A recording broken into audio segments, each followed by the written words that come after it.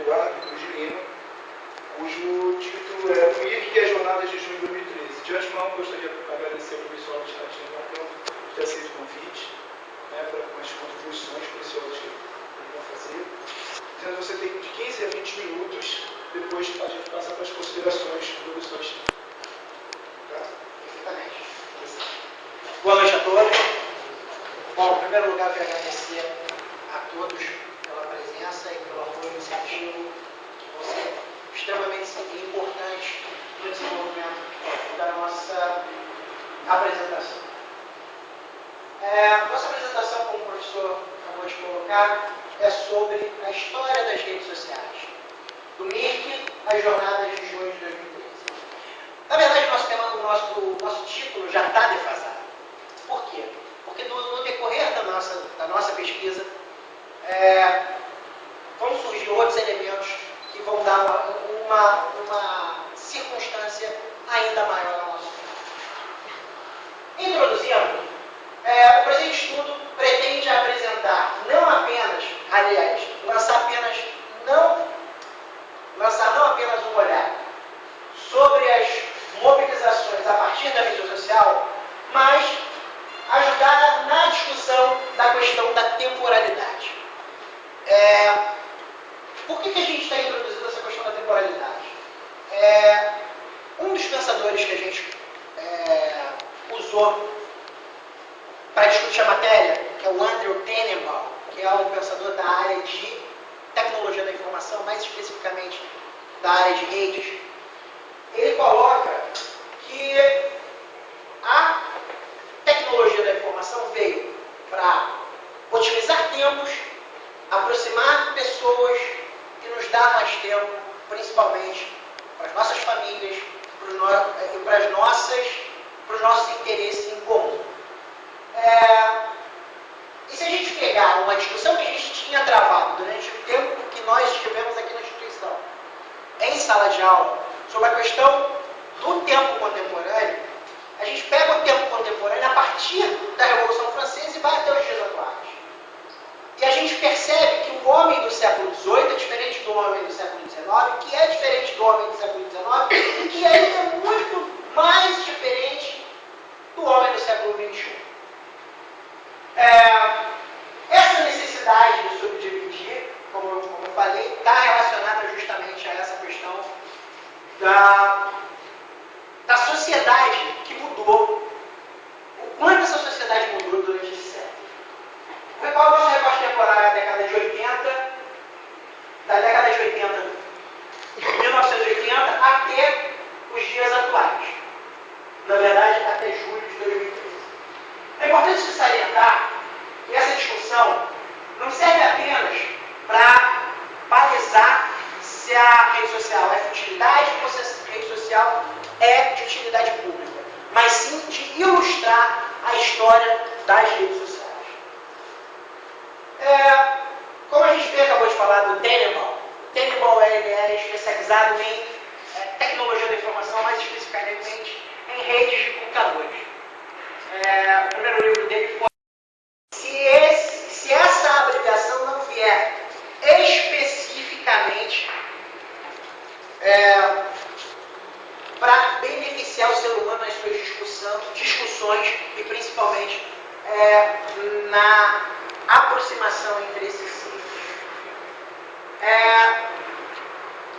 O Perrin destaca que a questão da tecnologia figura também na evolução cultural e das atividades cognitivas, o que para mim soa como desconfiança da eficácia efetiva dessas redes. Partindo basicamente para os nossos pensadores, aliás, para o nosso pensador, eu procurei. Tem outros pensamentos dentro da monografia, mas eu procurei dar destaque ao pensamento do Ginsburg, no grupo de debates e de simpósios que ele fez aqui no Brasil. Ele destacou a tecnologia da informação como a era do Google. E sintetizou o pensamento dele nessa frase aqui. O Google é uma ferramenta política muito poderosa, mas que sem uma pergunta que o acione não funciona. É verdade. E esse pensamento traduz uma equação. Homem mais máquina igual a produção científica e intelectual. E esse pensamento do Ginsburg corrobora com outros pensamentos que a gente vai ver a seguir, principalmente relacionado à questão da utilização das redes sociais como veículo de mobilização. O Manuel Castells, o filósofo espanhol, um sociólogo espanhol, que fez um trabalho sobre redes sociais e principalmente sobre a atuação dos governos dentro das redes sociais, ele se preocupa com a eficácia da rede quando ela passa a ser controlada ostensivamente por esses governos. Outras linhas de pensamento que completam o pensamento do Castells, a Daniele Bezerra da Silva, que fala da questão da rede como um efetivo canal de comunicação social, a Dora Kaufmann, que trata da força das redes de grupo, da força, já que ela faz um pensamento econômico, ela faz um pensamento econômico da força dessas redes de grupo. E a Tamara Benakos fala da questão da formação das comunidades virtuais. A Raquel Ribeiro, que é uma outra pensadora, uma outra socióloga, e que trabalha mais profundamente com a rede social, ela trata do dinamismo das relações pessoais na rede social. Ela se aprofunda, inclusive no próprio trabalho a gente coloca, que ela se aprofunda sobre quanto essas relações de trabalho, de relações sociais, no sentido de separar o que é meramente futilidade do que é informação, do que é mobilização, do que é debate. O professor Milton Santos, o geógrafo, o professor Milton Santos, ele traz uma teoria que complementa a teoria da professora Ribeiro, quando ele fala da questão da integração e desintegração por parte das sociedades por parte da rede social. Basicamente, a gente percebe essa teoria da integração e da desintegração quando a gente percebe a difusão incorreta de determinadas informações e, principalmente, a ressonância dessas informações que foram processadas de forma incorreta. A apresentação dos dados contidos no estudo por nós realizado reforça a pujança da utilização das redes sociais por parte significativa da sociedade brasileira. Na verdade, isso aqui que eu estou dizendo a vocês, que eu estou apresentando a vocês, é um grupo de dados que estão contidos dentro da monografia, dados estatísticos que reforçam não apenas a questão da rede social enquanto veículo de comunicação, mas enquanto veículo de massa. No segundo capítulo, a gente fala dos mecanismos de rede social propriamente dita. A questão da evolução e das limitações tecnológicas de acordo com a banda. Volto ao pensamento do Tenenbaum aí, quando ele fala que as redes sociais só são o que são, que as relações entre microcomputadores são o que são hoje, em face da banda larga. Eu estou usando a terminologia banda larga, mas na verdade em função da largura de banda. Ele até lança uma pergunta que eu infelizmente não coloquei no trabalho, mas eu pretendo dialogar sobre ele, se necessário for, que como ficaria a eficácia dessas redes se a gente ainda trafegasse a 56 kbps, como era no passado? Será que seria tão fácil a gente fazer correr informação e difundir essa informação e discutir essa informação se essa rede continuasse trafegando a 56 kbps? 56 kbps, para quem não sabe, é o modem antigo. Lembra aquele modem que fazia era essa a velocidade, 56 kbps. Como que era o modem? Era um modem, aqueles modems fones de telefonia. Agora a gente vai passar a cronologia das redes sociais. Eu chamo a atenção para o seguinte, eu começo pelo Mir, que é um sistema, que é um chat criado por micreiros nos Estados Unidos e que veio para o Brasil no início do final da década de 80. O que eu quero chamar a atenção é o seguinte, uma das discussões, inclusive do próprio Telemann, e que eu passo também dentro da monografia, é de que o e-mail também é instrumento de rede social. Mas a gente vai ver mais à frente o porquê do e-mail ser rede social. Depois do MIRC no Brasil surgiu o ICQ, da Mirápolis ICQ. E aquele sonzinho característico. Depois dele, a gente tem o grupo Time Warner, que entra pesado no Brasil, com a América Online e com seu comunicador IAM. Para quem não se lembra, o América Online era um CDzinho que vinha em qualquer coisa. Você comprava um sonho na padaria, vinha um CD. Você comprava um jornal, o CD vinha junto, enfim. Eles tentaram difundir essa conexão a partir da América Online, a partir do grupo Time Warner. E a Microsoft não podia ficar de fora. Em 1990, o tio Bill lançou uma ofensiva com o seu comunicador chamado Messenger. Notem que eu só estou falando aqui de comunicadores, mas cada um desses comunicadores tem papel de rede social. Porque você podia, em cada um desses comunicadores, dividir por comunidade, dividir por área de interesse e, principalmente, bloquear as pessoas que não lhes eram interessantes. Com o advento da internet 2.0, surgiram as comunidades propriamente ditas. O Orkut, o Twitter, que é um blog que trabalha com 140 caracteres e que a mídia, principalmente a mídia escrita, se pauta muito por ele, e o Facebook. Outra coisa que eu queria que vocês notassem, no Brasil, o caminho para a popularização desses veículos é inverso. Lá nos Estados Unidos, a coisa começou pelo Facebook. Veio o Orkut e, por fim, o Twitter. Aqui não, aqui nós começamos com o Orkut, fomos para o Twitter e caminhamos para o Facebook. O Telemann colocava a questão de que a rede é composta de dispositivos. Não é mais apenas de computadores, é sim de dispositivos.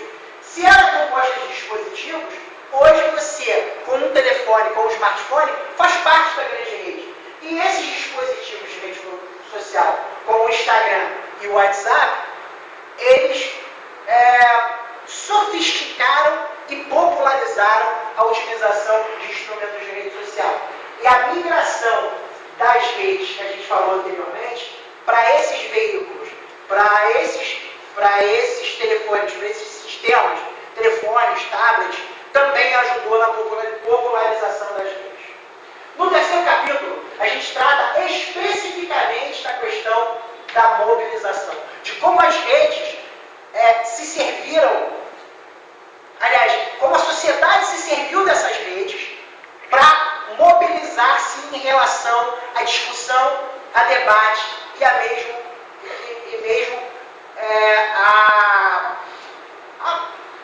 movimentos extra-rede. A gente começa, mais uma vez, batendo sobre a questão da democratização dos meios. Se os meios de internet, se o computador não fosse democratizado a nível de preço, talvez a gente não estaria falando da democratização das comunicações em rede social.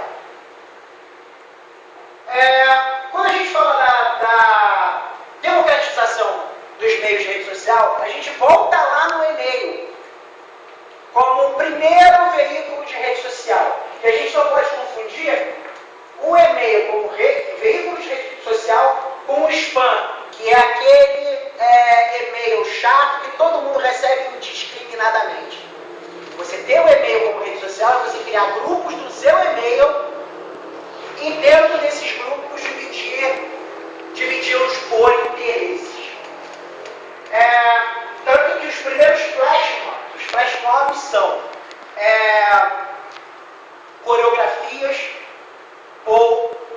campanhas inusitadas, planejadas a partir das redes sociais. Com a democratização do meio físico, as redes sociais também ganharam força e mobilidade. Em síntese, ganharam amplitude. A Raquel Vergueiro traz uma teoria chamada difusão epidêmica da informação. O que seria difusão epidêmica da informação? Você com o smartphone é capaz de criar conteúdo. Você com o smartphone é capaz de socializar conteúdo. Você com um tablet é capaz de criar e socializar esse conteúdo. Jornalistas convencionais não apenas se renderam às redes sociais, como se pautam através da rede social. Vide os comentários que a gente colocou em voga dos jornalistas Carlos Castilho e Merval Pereira.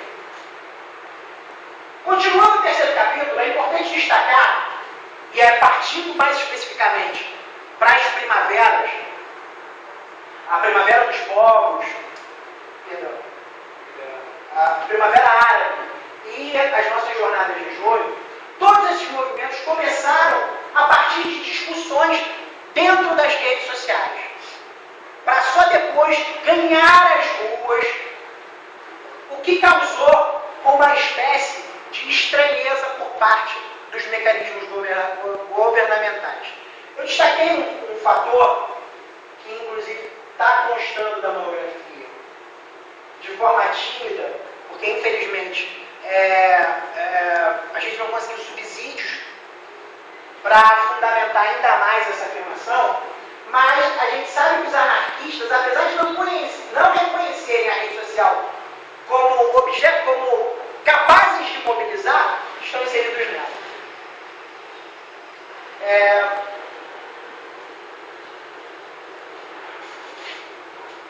Aí a gente entra na questão da normatização dos governos.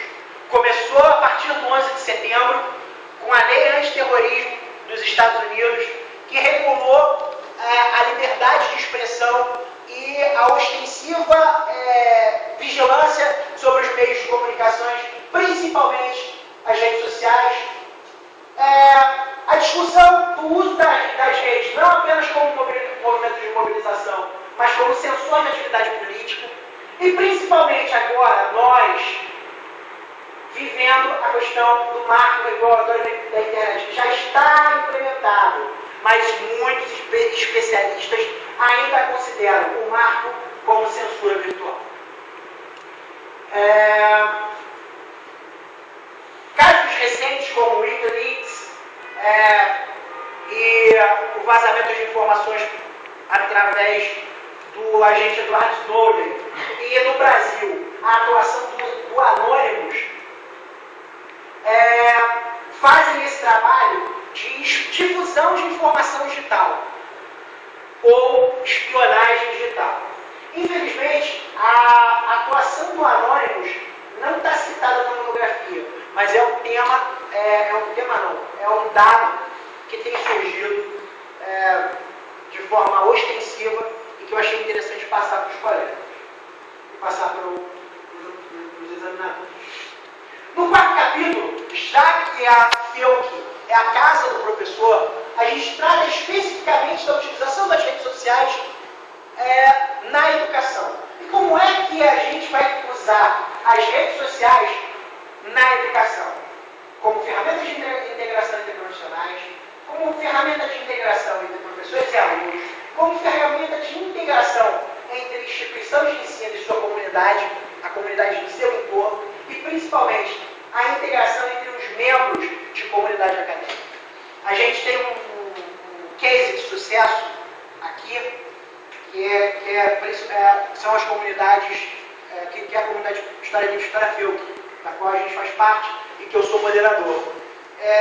A gente criou a comunidade com a intenção de difundir e discutir temas acadêmicos. Infelizmente, a rede social, tal e qual a democracia, por ser jovem, as pessoas ainda não entenderam como se usa a rede social e não entenderam como se usa os mecanismos de rede social. Então saem algumas distorções, mas a gente verifica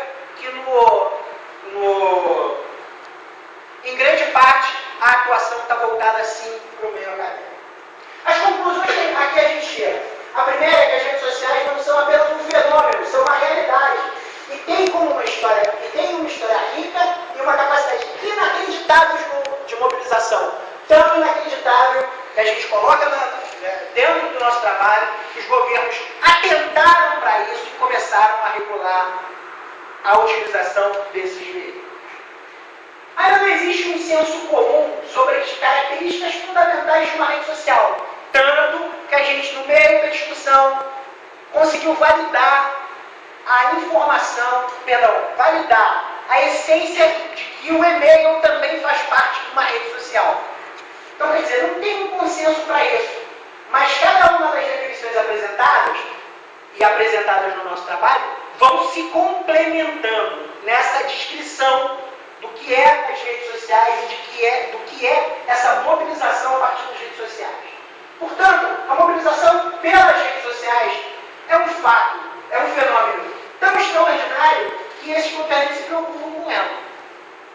E por fim, na educação, a rede social deve ser mostrada como um fato e não apenas como uma ferramenta, levando em consideração principalmente que se somos facilitadores do conhecimento, nós não podemos estar atrás dos nossos alunos, nós temos que caminhar ao lado deles. E se eles hoje estão inseridos no contexto da rede social, que nós possamos ser um instrumento não de normatização da atuação desse aluno, mas de balizamento de como deve ser a atuação a partir desse parâmetro. Muito obrigado, gente, e eu espero que as discussões que a gente trouxe em voga aqui possam não apenas balizar as suas atuações profissionais, mas também as suas próprias atuações enquanto integrantes de uma rede social. Muito obrigado.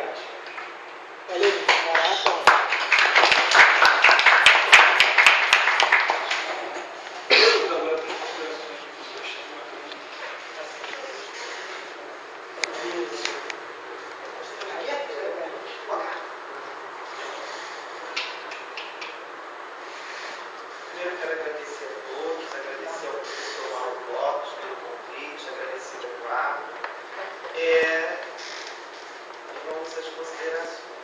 Me sinto bastante confortável em fazer considerações com o Eduardo, porque eu o estimo muito e o considero demais. Então, ele vai ficar bastante tranquilo com pequenas observações muitas.